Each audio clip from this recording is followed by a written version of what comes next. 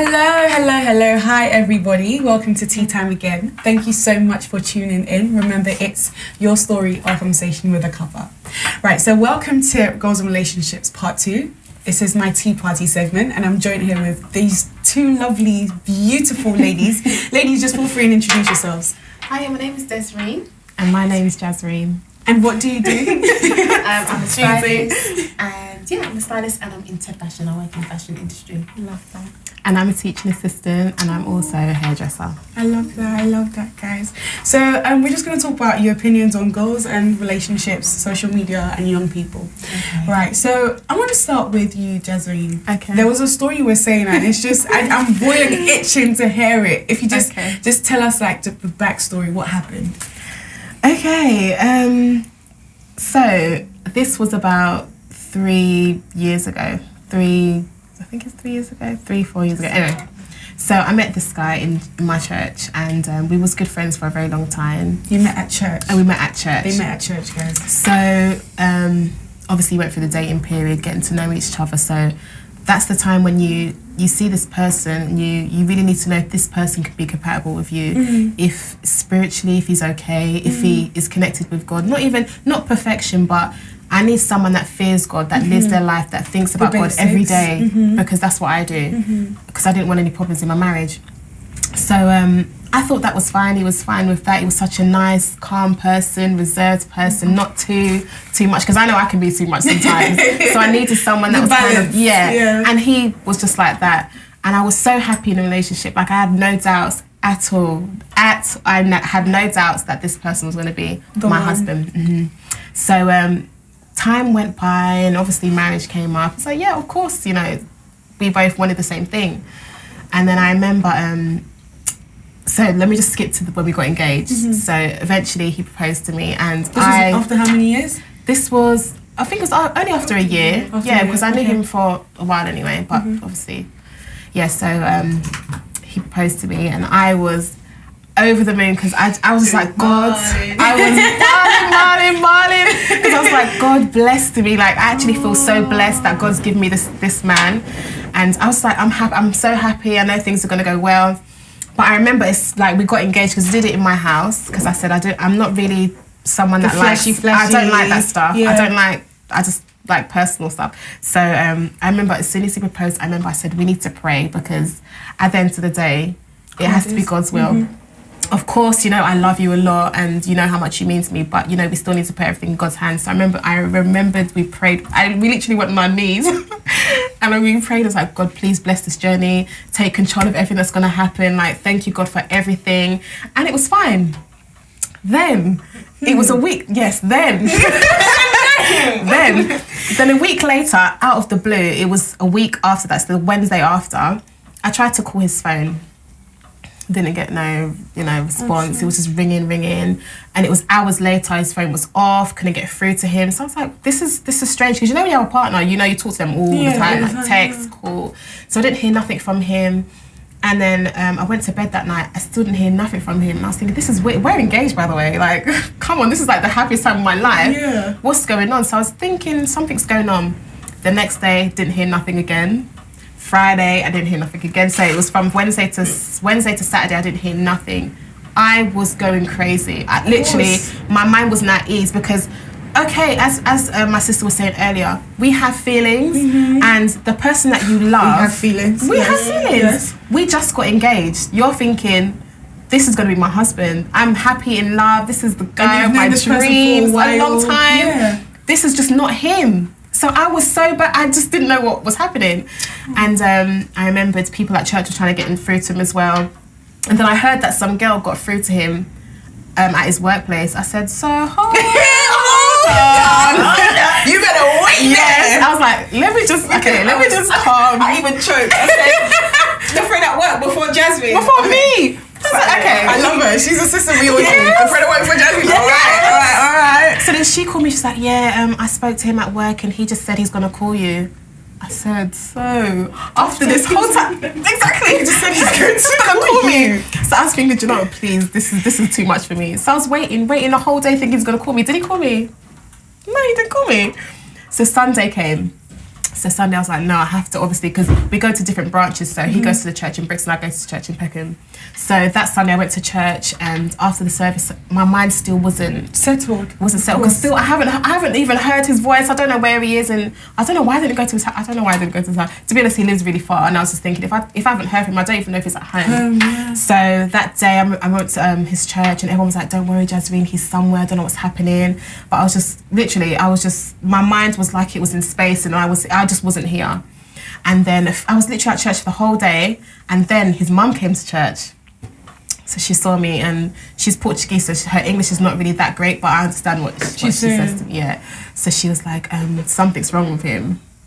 I was like, what do you mean something's wrong with him?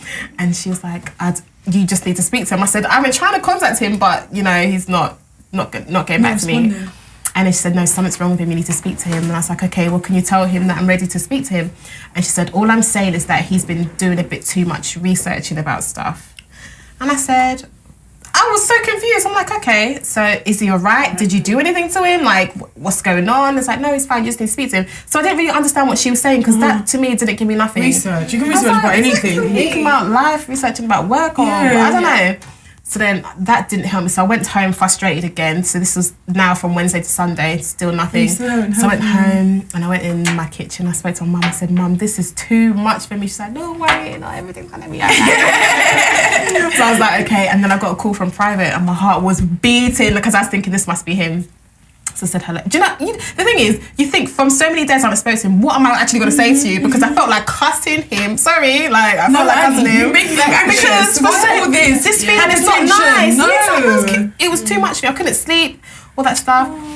Girl, so then I got a call.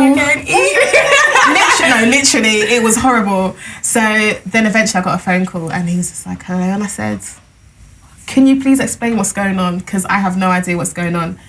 He's like, I just can't really speak to you right now. I said, listen, yeah, sorry. If you respect me, at least, you better come to my house. You better come and we're going to have this conversation. Yes. We're not speaking over the phone. Yes. You're coming to my house. He's like, no, I don't want your parents to see me. So when he was saying these things, I was like, what's going on? He's like, I don't want your parents to see me like this. And I'm like, what's happened? He was like, no, I need to see you, So I said, okay, come to my house, came to my house. When I saw him, he lost so much weight. In the space of Wednesday, Thursday, Friday, Saturday, Sunday, 5 days, he went skinny, like his face was like a skeleton. I don't know what happened. And I saw him, I said, what has happened to you? To cut a long story short, he looked like he was just depressed. He looked like he's just been through something. I don't even know how to describe it. And then he said to me he's been doing a lot of research, and he just doesn't believe in the Bible anymore. He doesn't believe in Jesus anymore. He doesn't believe in Jesus' crucifixion. He doesn't believe that Jesus is Lord. He doesn't believe in anything, anything. You got engaged almost about a week ago. Yeah. To this guy that I thought was a man of God, someone that fears God, someone, all of this stuff. We even loved him. And my family, everybody loved him. So it was like, how can you go from one to extreme?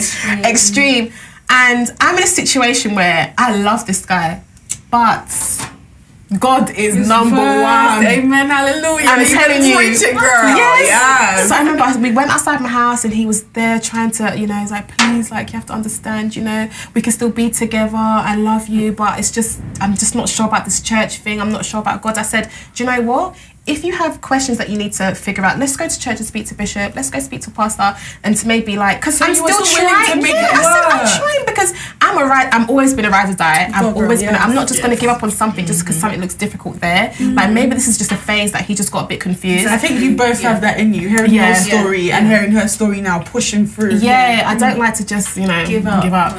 So I was like, no, let's go speak to the Bishop and Pastor and whatever. So he went there next day, and he just looked like he was messed up. He just was shaking and whatever. Then we sat down and spoke to him, and he just went crazy. He was like, I don't believe in this anymore. I'm not going to sit down and have this conversation. Just I looked at him and I thought, this is not my fiance. I don't even know who this guy is. He was just like a completely different person. So from that day, he was obviously still trying to contact me, being really possessive and all of that stuff. And I just said, I'm not dealing with this. I said, I'm sorry, we cannot be together anymore. I'm not having it anymore. I went to his house when he wasn't there. I dropped the ring in his the door and I said, it's not happening anymore. But it was hard. Even drop the ring. It was so like Hard. thinking about Even it me, now. I I cried so much because my heart wanted him.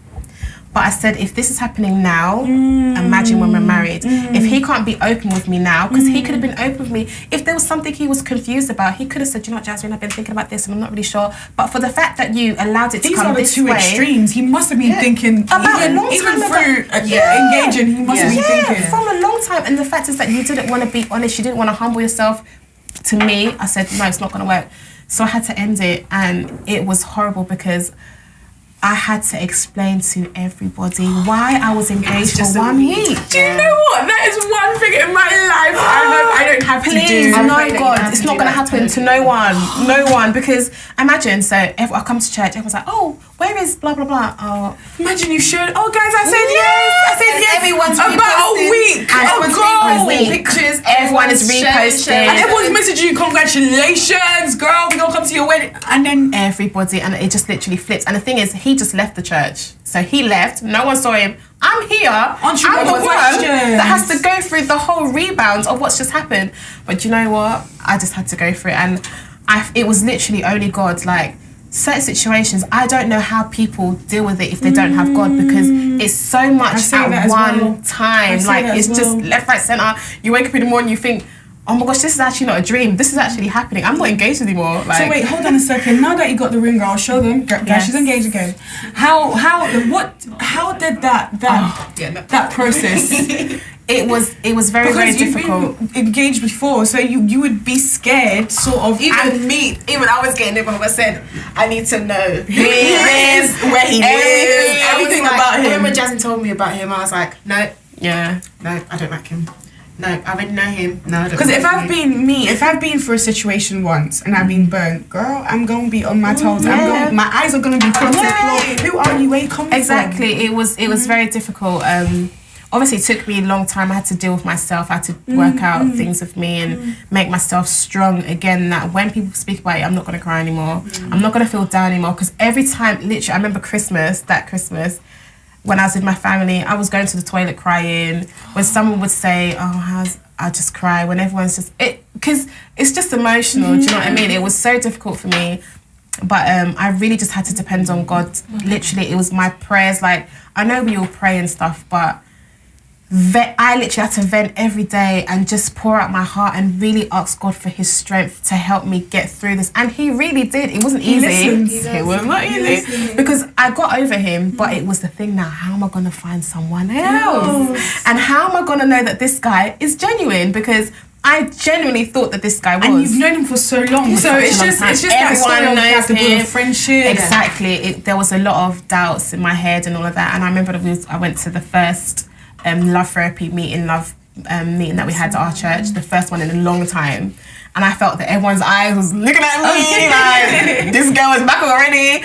I just felt so paranoid. And I remember when the pastor said come to the front, I just cried and I just said, you know what, God, I'm not going to leave this altar until you bless me.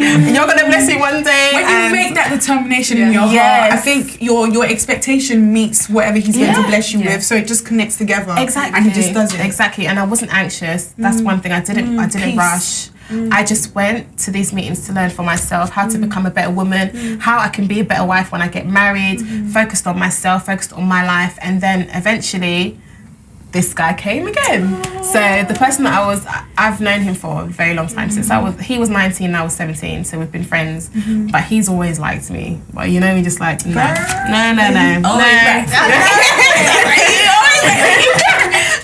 he's just like, no, and he's in my church as well.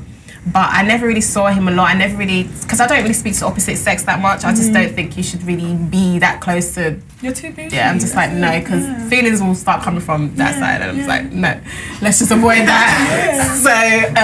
So eventually he got in touch with me. He didn't know the whole story. Like, he didn't even know I was engaged. He didn't know nothing. So you had to explain. So I had to explain everything to him. But it was opening up. That was hard. You know when you feel like you're having a heart attack? I'm not even joking. Because he poured it, like, because I said to him, I need to be with someone that is real, because I'm very real. Like, I'm just me. I wear my heart on my sleeve. I'm honest, and I need to be with someone like that as well. And I remember that day, I said to him, if our relationship is going to move to another level, I need to know who you are. I need to know everything about you. And I remember he told me everything. Everything for like the good, the bad, the things that he hasn't told anyone. That's one thing to take from this, guys. If you're going to be in a relationship, there can't be any secrets. There can't be anything. And I'm talking from experience here because I was in sort of like a situationship where maybe it wasn't. Oh yeah, that's a term. Have you ever heard? Do you know I'm going to use that? Okay, situationship. So you're not in a relationship. Yeah. And you're not still talking. Yeah. Okay. You're like stuck in the middle somewhere. So you're walking around in circles and you're trying to answer, okay, so what intention? Yeah. You're trying to say, we're not in a relationship, let's just see how it goes. And then you're there, let's just see how it goes. But yeah, so maybe you weren't completely honest, and maybe that's why things sort of went the way they did. But yeah, I like that he mentioned everything. Yeah, he mentioned, he said everything to me, and he was like, you might not like certain things I'm going to say, you might not, but I need to hear everything. And I liked the fact that he was so open, but then when it came to my turn now, it was just like, how can I be so vulnerable like I was before? I can't. I was so scared. Do you know when fear is in you? And he's waiting for me, and I'm just like, oh my! It was literally, it was so emotional for me. I remember I cried. I said, I'm so scared to put myself back out there. I'm so scared. I was just like by myself, literally for the whole time. I was just by myself, rolling with my sister and her husband, always with my sister and her husband. The third one. I'm always the third wheel with my cousin and his girlfriend. I'm always the third wheel. And so now to know that there might be four of us, and I'm just like, oh my gosh, I'm so scared. But I remembered, I said, God, I will never go through this situation again. I will never go through the situation again. I'm not ever going to be deceived again. I said, this is going to be it. And then I just opened myself, and it was just a step. It was step. Of course, it wasn't easy. Even to be boyfriend and even the word boyfriend and girlfriend to get to that stage. I was like, no. I was like, no, I don't want to be a boy. I don't want to be a girlfriend. I just didn't want it because I was so scared. But after a while, getting to know him and praying and just seeing how he is, his character, because character is so important. Depicts a lot. Yes. Character is so important, and he's just amazing. And I can't remember where the verse is in the Bible, but I remember I was in a service and the pastor said that God will bless you in a way that you will forget everything that you went through. I don't know. I need to. God, please help me find it. But literally now, it's even hard for me to remember what happened and what I even felt for him, because what I have now is 10 times greater. I claim it's on another level. I claim it. I'm telling you, receive that, because it is just so wonderful. And now I'm just so happy. Oh, Jasreen. I love your story, and I think from that, a lot of young girls, especially out there, you think you've been through heartbreak, but when you hear somebody else's story and when you see how they are now, what they've come through, you just understand that, listen, there's hope out there, and it is going to be better. I just have to be strong, and I just have to try and get through it. Exactly. But I loved your story. You're beautiful and you're strong, just like your sister. Your mums must be very happy. I said mums. Your mum must be very happy. Right, so I'm going to go into the question that I have. Okay, I've got lots actually, but let me just ask them. So, how long, girls, do you think one should wait before asking Bae what his intentions are? Sorry, I had to click the paper. because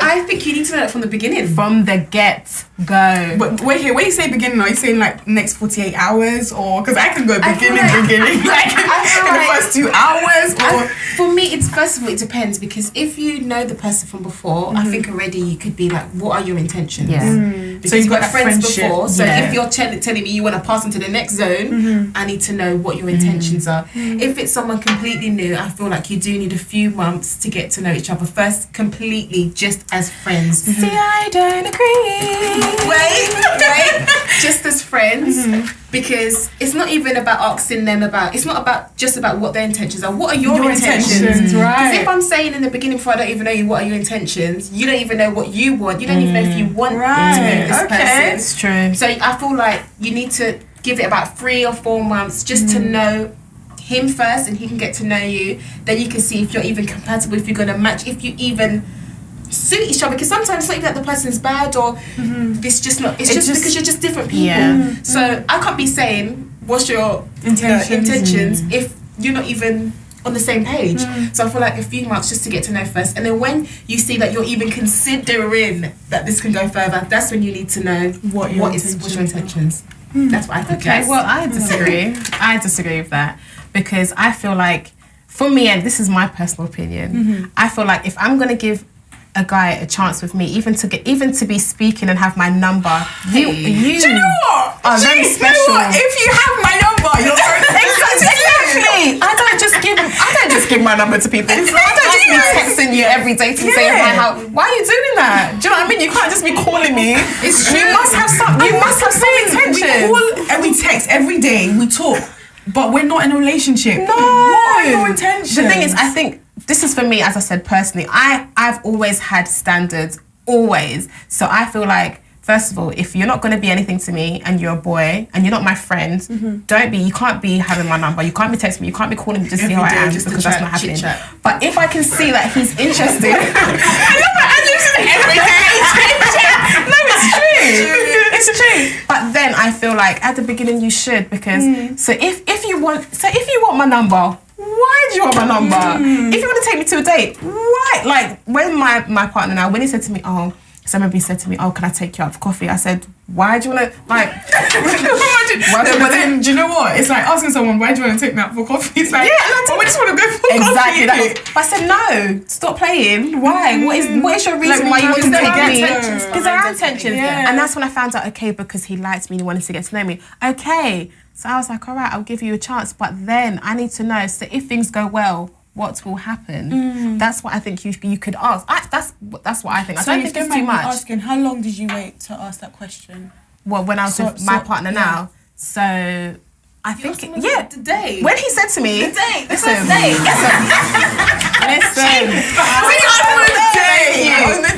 he messaged me, because I remember I didn't speak to him for a long time, and he was messaging me saying hi. Do you know when someone's saying hi, you're thinking like, just stop, until he was straightforward, because you're just trying to be on the bush. Until he said, hi, can I take you out to coffee? Then I said, why? Why do you want to take me to coffee? Oh, I just want to take you out to that. Why? Why? I'm going to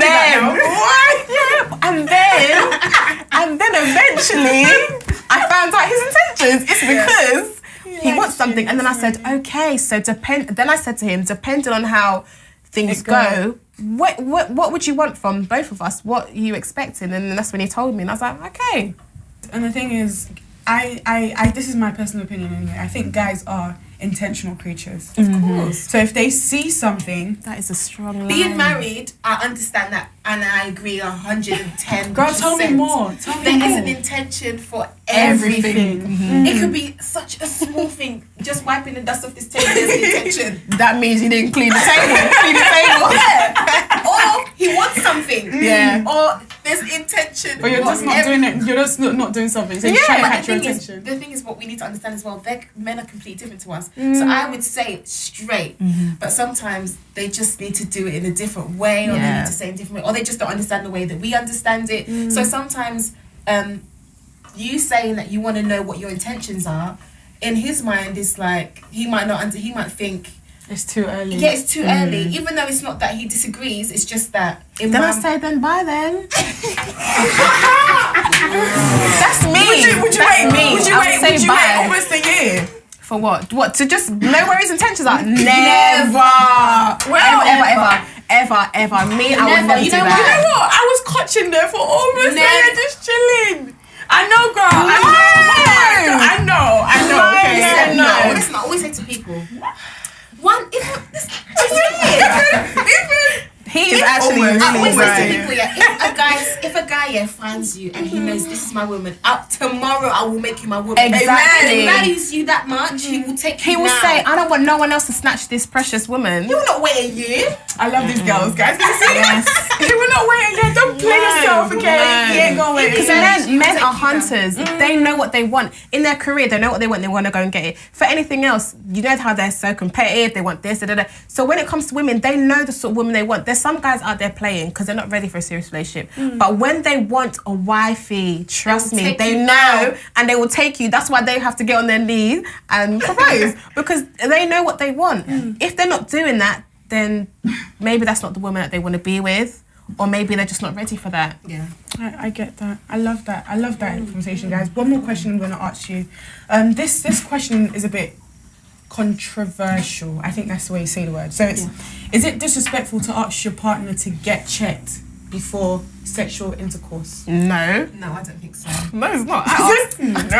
Yeah, I think it depends on your background. It depends on your lifestyle. Tell me more. Okay, for example, for myself, before obviously I gave my life to God, I wasn't sleeping around. I wasn't. But my husband, before he found God, Same. he had fun. He had fun. So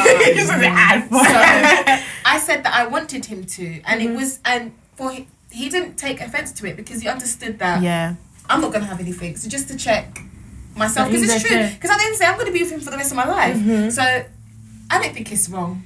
I don't think it's wrong either. I think people need to understand that when you're with someone, when you're with your boyfriend or your husband or your fiance, whatever, you guys are best friends. You should be able to speak about anything. Me saying to him, get checked, I'm not offending him. I'm not trying to be rude. I just need to know if you're clean because you're marrying me.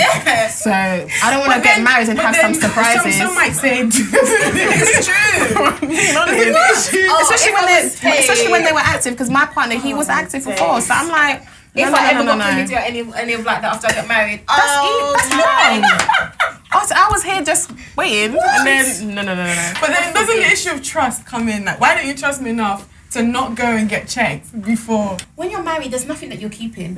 My whole life is now in your hands, so I need to know that my life is secure. Not only financially, not only emotionally, not only spiritually, also your body. What is going on in there? Exactly. I need to make sure that you're 100%. And likewise, I'll be happy to do that. And it's not about I don't know what you've done or what. It's not about that. It's just to know. There's no malicious, and the thing is, when you love someone, you shouldn't even be thinking negative because why would the person ask you in a malicious or a horrible way? Some people do.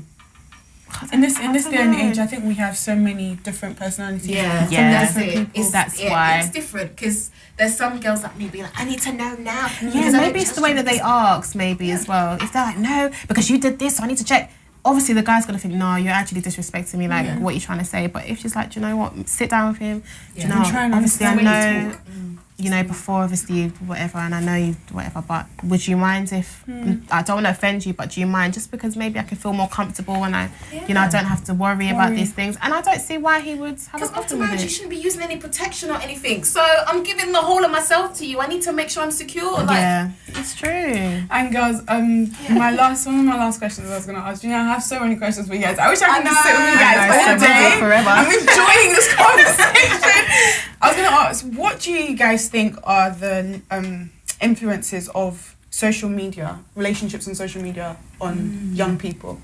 For me now, I see Instagram and I see babes like, I want to go on a vacation, you know, I want to do babe, I want to do goals, and then it's just you kind of not envy, but you see and you kind of want. You want it, and you call that goals, but you don't know what is going on behind closed doors. So I wanted you guys to just speak on that, share your opinions.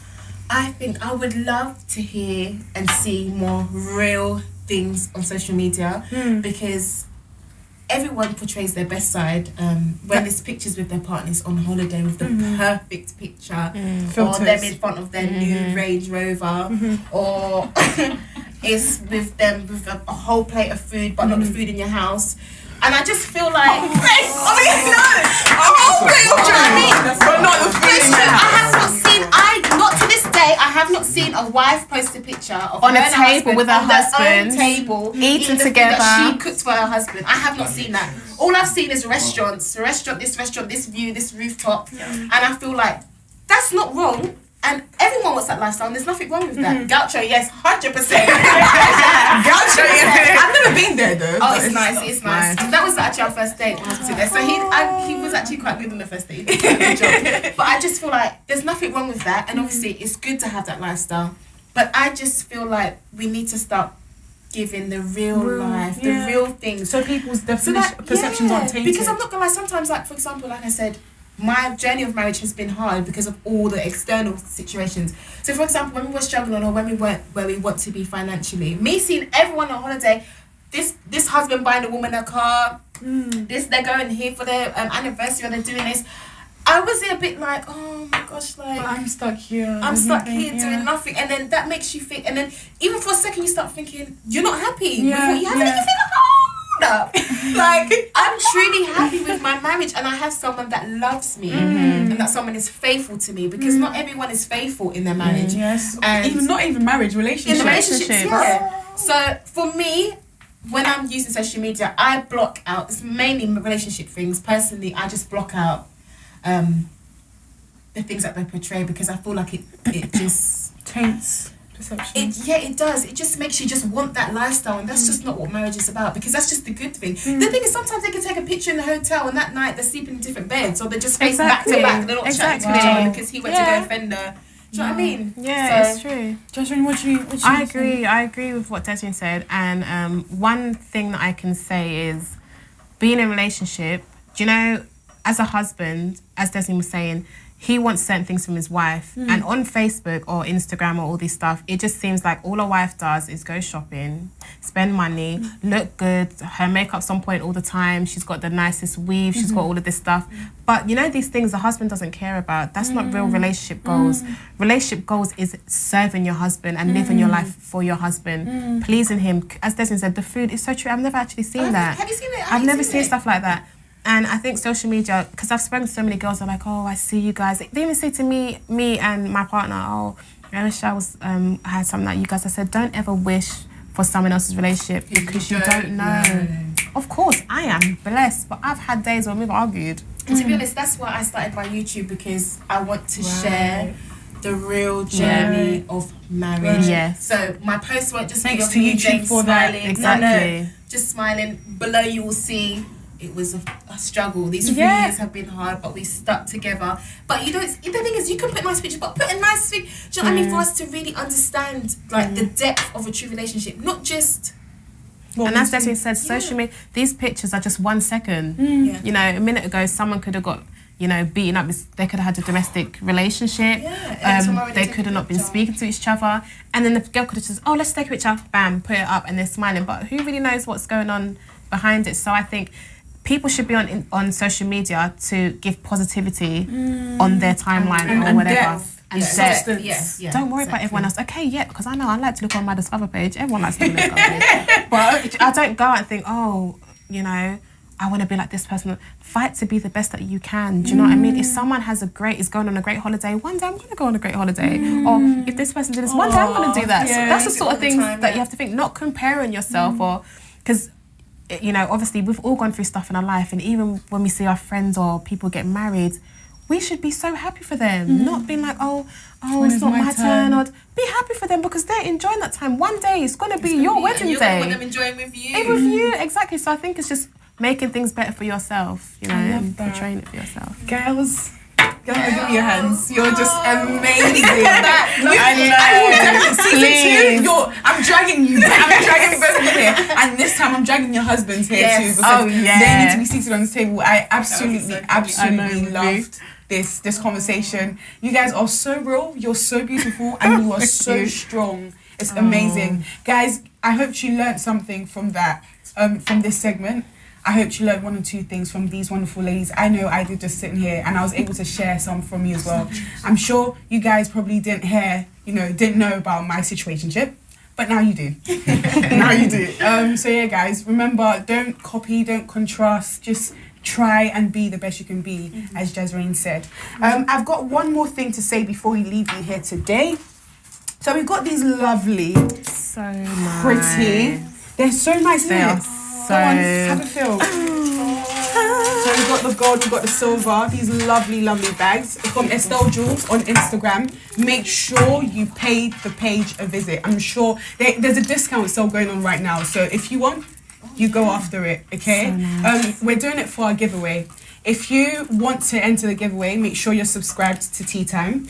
Make sure you like this video, and then say something about one of your favourite videos from the whole of season 1. Just talk about it, why it was your favourite, and then we'll be surely picking you round about. I'll leave the date below, because right now we can't figure out one, but I'll leave the date below. But make sure you like, share, comment, and subscribe. Thank you so much, guys, for joining. I hope you enjoyed it. See you later. Bye. Hello everybody, hey, welcome to Tea Time. Thank you so much for tuning in, thanks so much for joining me. Right now, we're going to our game segment. It's called the challenge segment. So this challenge is actually called What Would Des and Jez Do? So I'm going to read out a couple of questions, a couple of statements, and they're going to just tell me what they will do in that situation. Right, so the first one I've got here is, girls, are you ready? Yes. Mm-hmm. Right. So, ... you are on a queue in a shop or anywhere, and the person in front of you, same sex as you, so another girl, has your partner's face as their screensaver. Hey! What would you do?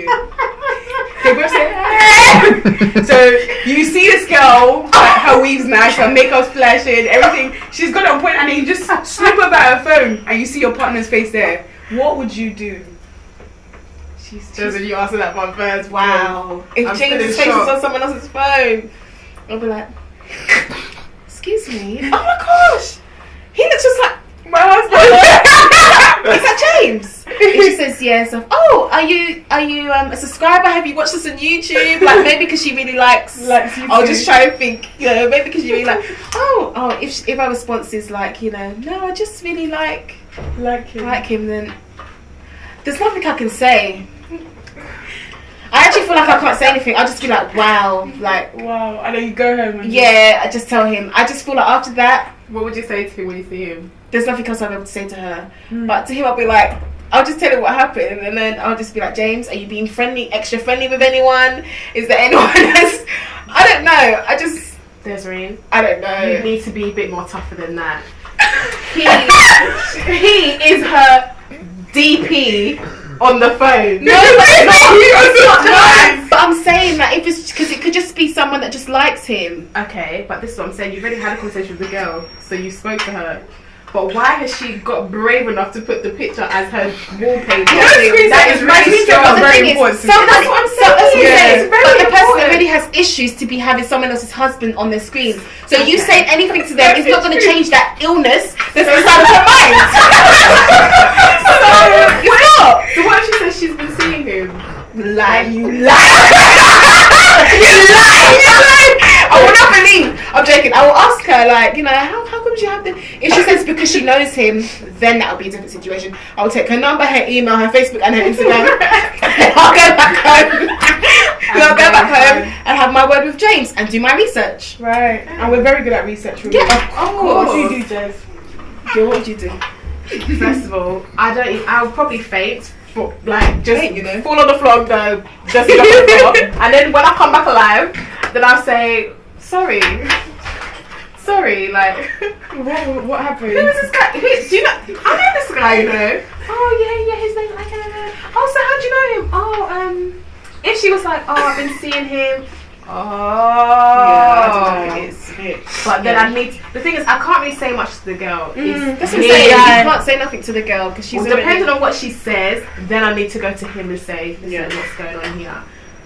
I don't think my partner is capable of that, but you need to ask questions. Yeah. You need to ask questions. You need to find out. But that is for the heart. That can make someone have a heart attack. That's one hell of a situation. Oh. Right, guys. I'll ask the second question. So you just had a baby. Yeah. Oh gosh. You've gone to work, a 7-hour shift. Yeah. When you arrive, you see that your mother-in-law, as you both are married and engaged to Nigerians, has put tribal marks on your baby's cheeks. Oh! What would you do? How would you react to that? I will say, okay, did you know that your mum was going to do this? First of all, I speak to my husband and I said, did you know your mum was going to do this? If he said yes, then it's going to be a big problem, even with me and him. Oh my goodness. Then I said to her, Mum, how could you do something like this to my child and not tell me? Do you know what? It'll be very, very hard for me to listen. I'm trying to imagine that this will happen. Right now, everyone needs to come out of my house. I don't want to speak to anyone. You need to come out of my house. Everyone needs to come out of my house right now. I need a few days away from everyone before I talk because I feel like... A few days away from everyone? Yeah, because whatever she's going to say to me, I'm going to get very angry. Just everyone get out of my house. James, even you go. Everyone leave my house so I can just take my child because... How dare you? How dare you? What if James knew that she was going to do that? you need to go to your mum's house right now because I can't talk to you right now. How could you make such a decision without me? That is very something. selfish. Oh, that is something. Speechless. I'll be speechless. Yeah. There's a a drowning ship, right? Oh, now, who would you save first? Your mum, your husband, or your daughter? My husband. 100%. Girl, you better explain why, mum. Because my daughter or your husband. My husband. I have to think about that one. Once you get married, you are one. I'm not one with my mum. My mum made me, but I'm one with my husband. My body is my husband's body. Belongs to him. His body belongs to me. We are now one. We have our future. Yes, it's my mum and my daughter, but I can have another daughter. She'll be saved with my husband. I will have another daughter, but imagine if I take my daughter, I will no longer have the love of my life.